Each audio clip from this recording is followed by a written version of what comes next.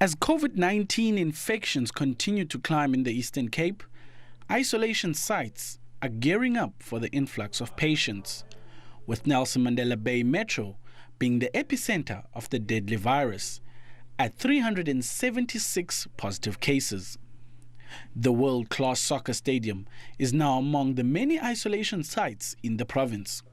Over 200 beds have been made available for those affected by the pandemic. We don't want to be caught off guard when the need is too great than what we can produce. So hence we felt that let's push and make sure that this one is ready.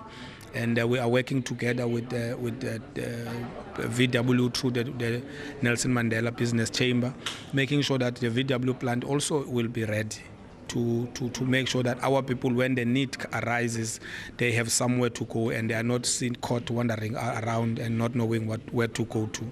During this critical time, the buy-in from the motor and citrus industry has come in handy. A 66,000 square meter hospital is also up and ready and is set to accommodate over 3,000 patients. There was a need for an overflow facility, and we decided that we can contribute as Volkswagen. We have this facility here in Neve, and we used to do components in here. We're reorganizing, and it's vacant at the moment. So we decided we're going to make it available for this, let's call it interim hospital. The hospitality industry has also committed to make available various B&Bs and guest house as quarantine sites. A collaborative effort from various departments, including Public Works and Health, has seen a total of 23 hospitals refurbished in the province.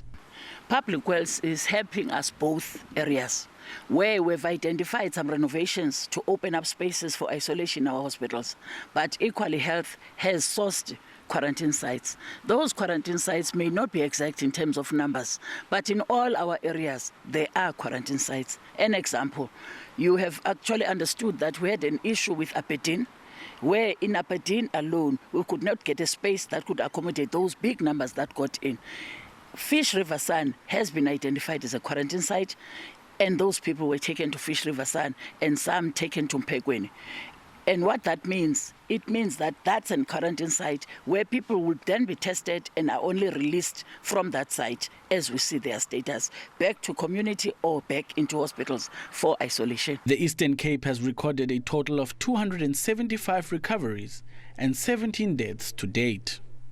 Lwando Nomoyi, SABC News, Port Elizabeth.